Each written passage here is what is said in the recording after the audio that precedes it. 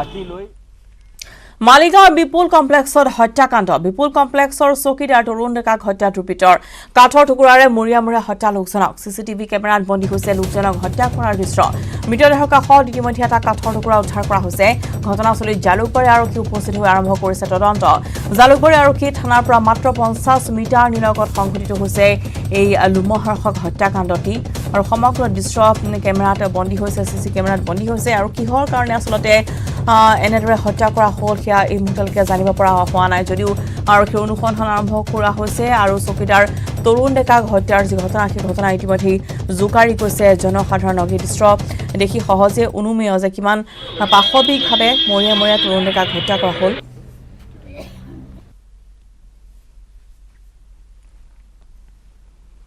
এতিয়া 11টা বজাত হৈছে আৰু এতিয়ালৈকে হত্যা খবৰ পালো মই আৰক্ষী লাভ কৰা নাই ফাদাৰ হয় কি নাম তৰুণ ডেকা কি কৰে ৰাতি চেকুৰিটি কাম কৰে কাৰ লগত লগাইছে গম পাব কাৰ লগত হৈছে গম পোৱা নাই কিহেৰে মাৰিছে বাটাম দি মাছ পুৰা মুখখন পুৰা থেতলা কৰি গৈছে ক'ত ঘৰ থাকে এতেই আমাৰ ফুটব্ৰিজৰ তলত কোনে মাৰিছে গম পাইছে গম পোৱা নাই টেংগিলে ৰাতিয়ে ঢুকাইছে কেমেৰাত চাইছোঁ চিচি কেমেৰাত ভিডিঅ'তে টানি পেলাই ঢাকা মাৰি পেলাই লৈ গৈছে আৰু এই মুহূৰ্তত মালিগাঁৱত উপস্থিত আছে আমাৰ সতীৰ্থ সাংবাদিক হীৰক মালাকাৰী আমি পোনপটীয়াকৈ গৈছোঁ হীৰকৰ কাষলৈ হীৰক আমি আপোনাৰ কাষলৈ আহিছোঁ আৰু চকীদাৰ তৰুণ ডেকা হত্যাকাণ্ডৰ যি ঘটনা সেই ঘটনা জোকাৰি গৈছে এতিয়া সমগ্ৰ ৰাজ্যকে গতিকে শেহতীয়াকৈ কি তথ্য পোহৰলৈ আহিছে আমি আপোনাৰ পৰা জানিব বিচাৰিছোঁ হত্যাকাৰী যিটো চিনাক্ত হৈছে বৰ্তমান চিচি কেমেৰাত দেখি গতিকে কৰায়ত্ব কৰাৰ ক্ষেত্ৰত আৰু কি পৰ্যায়ৰ তদন্ত অব্যাহত আছে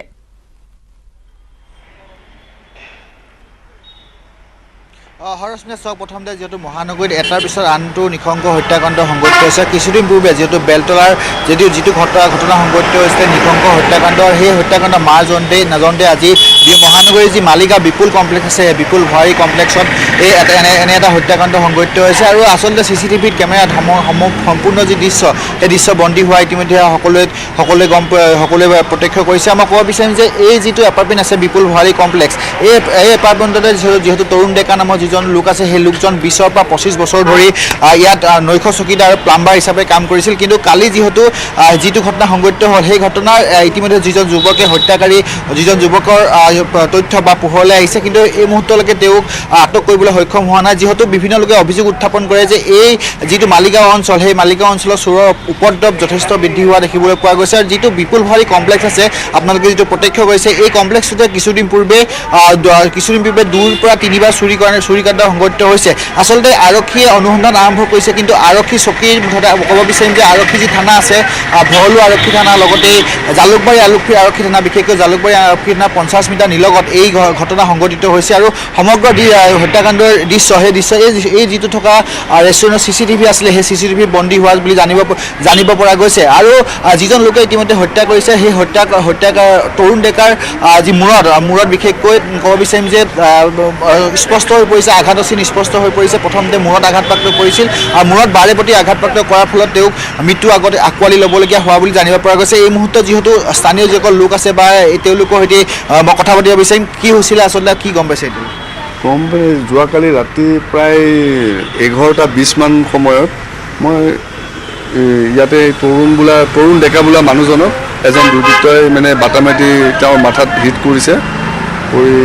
তেওঁ মাৰি মানে ঢেকা চেকা মাৰি ভিতৰতো মাৰিছে বাহিৰতো মাৰিছে তাক মাৰি মেলি গুচি গ'ল ল'ৰাজন চিচি কেমেৰা ফুটেজত তেওঁ দেখাব পৰা গৈছে অলৰেডি পুলিচ প্ৰশাসনৰ মানুহ আৰু আহি মেলি চাৰ্জ কৰিছে আৰু চোৱা চিতাবোৰ কৰিছে তেওঁলোকে ফৰেঞ্চিকৰ মানুহ আহিছে গোটেইখিনি মানুহ এতিয়ালৈ ধৰিব পৰা নাই মানুহজন আৰু ক'ৰ ল'ৰা হয় কিয় চিনাক্তকৰণ হোৱা নাই তাৰমানে তাক ৰাতি আৰু এই যিজন মানুহক মাৰিছে তেওঁ এজন প্লাম্বাৰ হয় তেওঁ এখন হোটেল এখনত বাচন চাচন ধোৱা চাফ চুতৰা কামো কৰি আছিলে আৰু তেওঁ নাৰায়ণ ভৰালী কমপ্লেক্সৰ তেওঁ ৰাতিখন তাতে নিশাখন শুৱে তাৰমানে তাত আৰু এনেই টুক টাক কৰি প্লাম্বাৰৰ কাম চামবোৰ কৰি কেনে ঘৰখন চলাই আছিলে আৰু তেওঁ আৰু দুইজনৰ মাজত কি হাতাহাতি হ'ল গম নাপাওঁ চোৰৰ উপদ্ৰৱ যথেষ্ট বৃদ্ধি পাইছে মালিগাঁও অঞ্চলত ইয়াতে যদি চাব যায় বিভিন্ন লোকে অভিযোগ আগতো মোৰ এইখন দোকানত এই ভৰালী ভেৰাইটি ষ্ট'ৰত আজি 6 মাহমান আগতো চুৰিকাণ্ড এটা হৈছিলে মোৰ নিজৰ দাদাৰে দোকান হয় এখন তো তেওঁলোকক পুলিচে ধৰিছে 3-4জনক ধৰিছে এনেকুৱা চুৰৰ ঘটনা খুব হৈয়ে থাকে প্ৰায় হৈ থাকে ইয়াতে কালি চুৰি কৰিব আহিছিলে নেকি আচলতে চুৰি কৰিব আহোঁতে বাধা দিয়া এইটো ঠিক চুৰ যেনটো লগা নাই তেখেতক তেওঁ চাগে ড্ৰিংকছ কৰি আছিলে ল'ৰাজনে ড্ৰিংকছ কৰি আছিলে তাৰপিছত আৰু যিজন তৰুণ ডেকা তেওঁ ড্ৰিংকছ কৰি আছিলে তেওঁতো ৰেগুলাৰ ড্ৰিংকছ কৰে তো নাজানো আৰু কি হ'ল তেওঁলোকৰ মাজত দুজন আৰু ৰাতিখনটো মই ঠিক 10:30 বজাত মই ইয়াৰ পৰা ওলাই গ'লোঁ মোৰ দোকানৰ ষ্টাফৰ লগত তেওঁ কিবা মানে ছট পূজা লৈ কিবা বিহু লৈ কিবা কথা আলোচনা বিলোচনা কৰি আছিলে তো মই মানুহজনক মাত দিয়া নাই এই স্পটত এইখিনি জেগাতে কথা পাতি আছিলে তো মোৰ দোকানৰ ষ্টাফটো গুচি গ'ল তাৰপিছতে ঘটনাটো হৈছে আৰু মানে কিমান দিনৰ পৰা কাম কৰি আছে তৰুণ ডেকা ইয়াত কিমান দিনৰ পৰা কাম কৰি আছে বহু বছৰ আমি সৰু তেতিয়া আমি যেতিয়া সৰু তেতিয়াৰ পৰা তেওঁ ভাল নাছিলে তেওঁ এতিয়া আৰু তেওঁ ড্ৰিংকছ কৰি মিলি কিনে তেওঁ অলপ তেওঁ 2জনী ল'ৰা ছোৱালী আছে 3জনী ল'ৰা ছোৱালী তেওঁ 50 মিটাৰ নিলগত মহানগৰীৰ পৰা 50 মিটাৰ যদি চাব যায় জালুকবাৰী থানাৰ পৰা 50 মিটাৰ নিলগত এই ঘটনা সংঘটিত হৈছে আৰক্ষী প্ৰশাসন আচলতে আৰক্ষী প্ৰশাসন টহল নিদিয়ে নেকি ইয়াত এইটোতো টহল দিব লাগে ইউটিউবৰ আচৰিত কথা আৰু 50 মিটাৰ নিলগত 50 মিটাৰ নিলগত যদি এটা মান ডেড বডি পৰি থাকে পুলিচ প্ৰশাসন ইণ্ডিয়ান ঘূৰি থাকে এইটো বৰ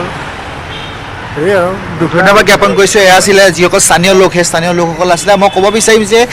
যি জালুকবাৰী থানা আছে সেই জালুকবাৰী থানাৰ পৰা 50 মিটাৰ নিলগত এই হত্যাকাণ্ড সংঘটিত হৈছে আৰু ইতিমধ্যে যিহেতু ফৰেঞ্চিকৰ দল আহিছিল লগতে স্নিফাৰ ডগ অনা হৈছিল আৰু স্নিফাৰ ডগ আনি সকলোবোৰ তন্নতন্নকৈ পৰীক্ষা কৰিছে আৰু CCTV ভিজুৱেল বিশেষকৈ সংগ্ৰহ কৰা হৈছে আৰু CCTV ভিজুৱেলৰ ভিত্তিত আৰক্ষীয়ে অনুসন্ধান অব্যাহত ৰাখিছে কিন্তু এইখিনিতে ক'ব বিচাৰিম যে ইয়াৰ হত্যাৰ দুটা কাৰণ হ'ব পাৰে প্ৰথমটো কাৰণ হ'ব পাৰে তেওঁ চুৰি কৰিব আহিছিল হয়তো চুৰি কৰিব অহাৰ সময়ত তেওঁ বাধা দিয়াৰ বাবে হয়তো এই তৰুণ ডেকাক হত্যা কৰিব পাৰে আন এক প্ৰসংগ হৈছে যে ইয়াৰ ওচৰতে যিখন ৱাইন শ্বপ আছে মেগমা ৱাইন শ্বপ এই ৱাইন শ্বপত হয়তো তেওঁ সুৰাৰ বাবে আহিছিল হয়তো সুৰাৰ তেওঁ নিদিয়াৰ বাবে বা সুৰা যিহেতু 10 বজাৰ পিছত দোকান বন্ধ হৈ পৰে তাৰপিছত হয়তো তেওঁ দুইজন মানে হতাহতি হৈছিল হতাহতিৰ ফলতেই এই যিটো নিশংক হত্যাকাণ্ড ঘটনা সেই নিশংক হত্যাকাণ্ড ঘটনা দেখিবলৈ পোৱা গৈছে যে হিৰক এনেধৰণৰ হত্যাকাণ্ড গুৱাহাটী মহানগৰীত ঘনাই সংঘটিত হ'বলৈ ধৰিছে গতিকে নিৰাপত্তা আচলতে নোহোৱা যেন হৈছে মহানগৰবাসীৰ গতিকে কি কয় ব্যৱসায়ীসকলে স্থানীয় লোকসকল যিহেতু তাত আছে আৰু কালিৰ দিনটো দীপাৱলীৰ দিনটোতে এনেধৰণৰ এক নিশংস কাণ্ড সংঘটিত হৈছে গতিকে নিশ্চিতভাৱে তেওঁলোকে সুৰক্ষা এটা বিচাৰিব প্ৰশাসনৰ পৰা